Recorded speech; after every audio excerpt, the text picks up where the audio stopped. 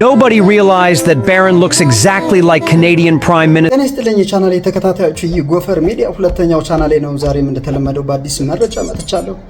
ሰሞኑን በተለያዩ ማህበራዊ ሚዲያ ሲዘዋወር ካገኘሁት መረጃ መካከል የአሜሪካው ፕሬዝዳንት ዶናልድ ትራምፕ ልጅ የሆነው ባሮን እውነተኛ አባቱ የካናዳው ጠቅላይ ሚኒስትር ጀስቲን ትሩዶ ነው የሚል አወዛጋቢ ሐሳብ መጥቷል። ሰሞኑን የሁለቱ ሰዎች ፎቶ ንጽጽር በማህበራዊ ሚዲያ በስፋት መዘዋወሩን ተከትሎ የሃርቫርድ ዩኒቨርሲቲ ምሁራን የሁለቱ ሰዎች ፎቶ ተመሳሳይነት አላቸው የሚል ሐሳብ ሰጥቷል። አንዳንዶቹ ደግሞ ባሮን የትራምፕ ልጅ ሳይሆን ባዮሎጂካሊ የካናዳው ጠቅላይ ሚኒስትር ጀስቲን ትሩዶ ልጅ ነው የሚል ሐሳብ ሰጥቷል።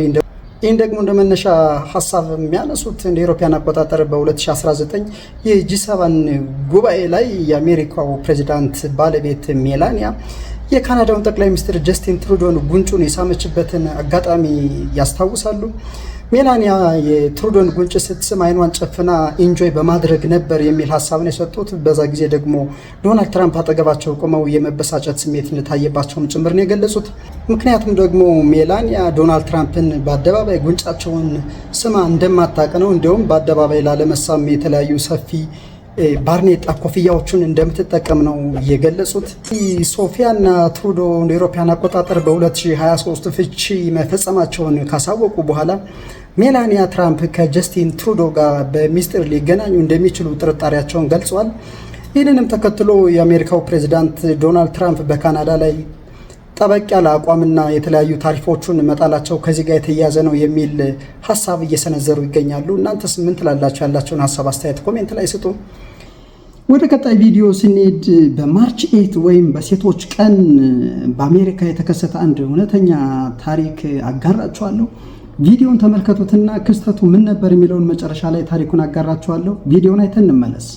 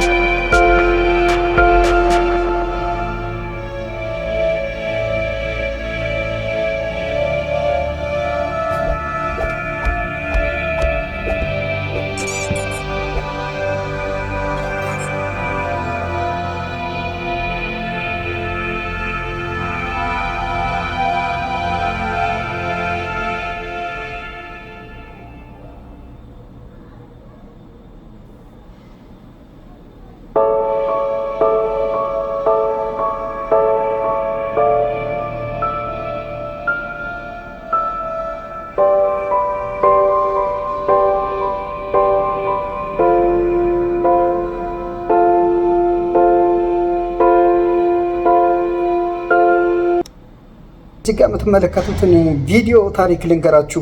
እውነተኛ ታሪክ በአሜሪካ በአንድ ወቅት የተከሰተ ታሪክ ነው። ከዕለታት አንድ ቀን በማርች 8 ወይም የሴቶች ቀን ተብሎ በሚጠራው ቀን አንዲት እንስት ክለብ ለብቻዋ ስትዝናና አምሽታ ከሌሊቱ 6 ሰዓት ወጥታ ብቻዋን መንገድ ላይ እየሄደች ነበር። መንገድ ላይ እዚህ ጋር እንደምታዩት መጠጥ እየጠጣች ነበረ።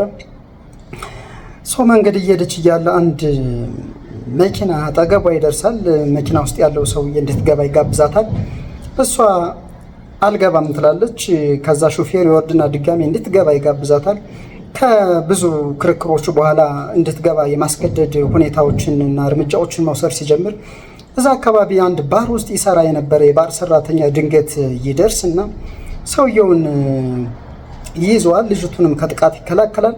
ከዛ በኋላ ሾፌሩም ይናደድና ተጨማሪ ሰዎችን ይዤ መለሳለሁ የሚል እንግርግሪያና ማስፈራሪያ ሰጥቶት ለዛ ልጅ ተመልሶ ይሄዳል።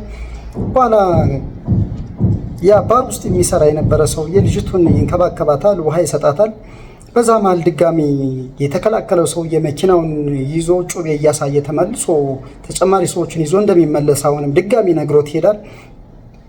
በኋላ ከባር የወጣው ሰውዬ ልጅቷን ሲንከባከባት እና ውሃ ሲሰጣት ሲያረጋጋት ከቆየ በኋላ ለፖሊስ ደውሎ ከአንዲት እንስት ጋር መቀመጡን ለፖሊስ ይናገራል። ከደቂቃዎች በኋላ ደግሞ ድጋሚ ለራይድ ይደውልና መኪና ይጠራላታል። ከትንሽ ደቂቃዎች በኋላ የተጠራው ራይድ ይመጣል። ሰውየው የሚችል ልጅ ቤቷ በሚገባ ሴፍ በሆነ መንገድ እንዲያደርሳት ይጠይቀዋል። በሰላም ካደረስካት ተጨማሪ $50 ቲፕ እንደሚሰጠው ነግሮት ልጅቷን ቤቱ እንዲያደርሳት ወደ ቤቷ ይልካታል። ልጅቷን